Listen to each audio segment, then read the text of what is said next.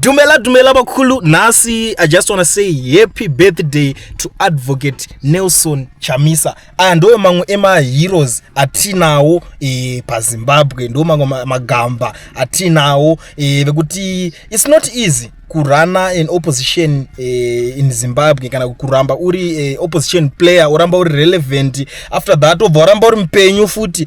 After that uchirana ka usiri kusungwa kana usiri kusungika usiri kuitwa victim.